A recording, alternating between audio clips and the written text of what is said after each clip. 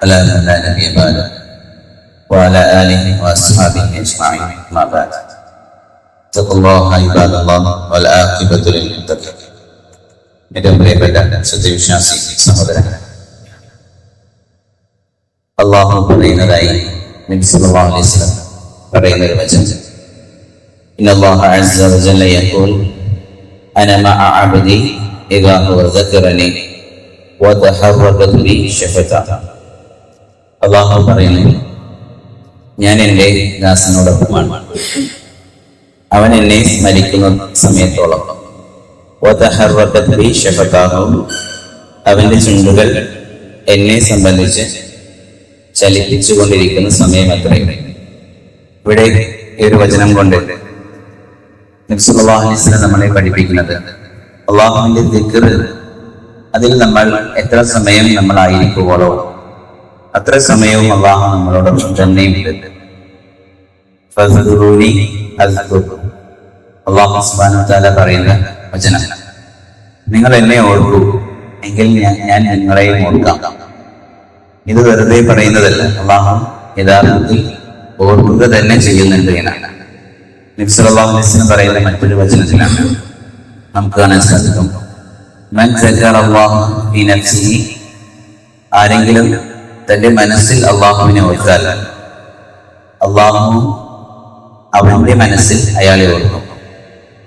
ആരെങ്കിലും അല്ലാഹുവെ ഒരു സദസ്സിൽ ഓർത്താൽ അതിനേക്കാൾ മഹത്തായ ഒരു സദസ്സിൽ അല്ലാഹു അയാളെ ഓർക്കും. അതായത് മലക്കുകൾ അടങ്ങുന്ന സദസ്സാണ്.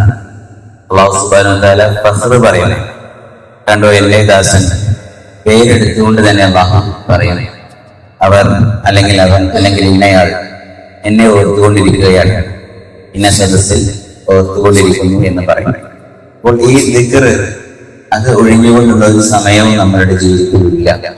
ഒരു വിശ്വാസിയുടെ ജീവിതത്തിൽ ദിക്ർ ഒഴിഞ്ഞ ഒരു സമയം നമുക്ക് കാണാൻ പറ്റില്ല. എല്ലാ സമയത്തും നമുക്ക് ദിക്ർ പഠിപ്പിച്ചു.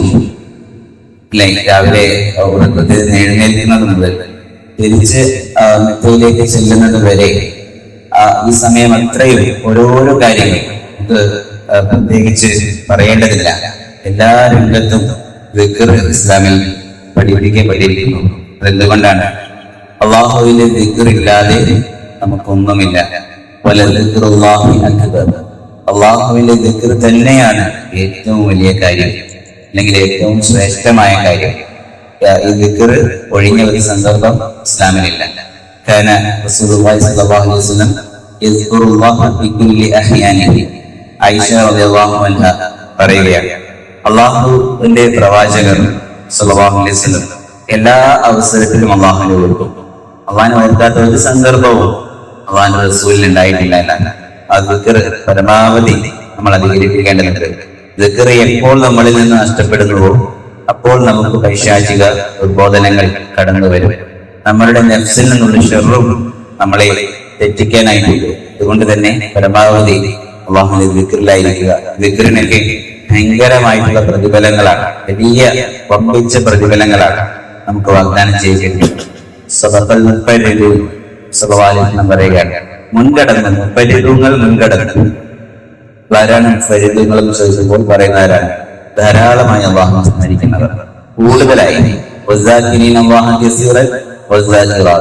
ഖുർആനിൽ അല്ലാഹു സുബ്ഹാനഹു വ തആല സൽക്കർമ്മങ്ങൾ ചെയ്യുന്ന ആളുകളെ ഇങ്ങനെ എടുത്തു പറയുന്നുണ്ട്. അങ്ങനെ പറയുന്നതിൽ ദിക്റിന് മാത്രമാണ് അല്ലാഹു കസീർ എന്ന പദം ഉപയോഗിച്ചത്. ധാരാളമായി എന്ന വാക്ക് ദിക്റിന് മാത്രമാണ് പ്രയോഗിച്ചത്. അധികമായി അല്ലാഹുവിനെ ഓർക്കുന്ന ആളുകളുടെ കൂട്ടത്തിൽ നമ്മളായി മാറുക. അതിന്റെ ഈമാനിന്റെ അതിലുള്ള പ്രതിഫലനം നമുക്ക് അനുഭവിക്കാൻ സാധിക്കും. ഇൻഷാ അല്ലാഹ് ആഖിറത്തിൽ അല്ലാഹുവിന്റെ അടുക്കൽ അതിന്റെ വലിയ പ്രതിഫലം നമുക്ക് കാണാൻ സാധിക്കും.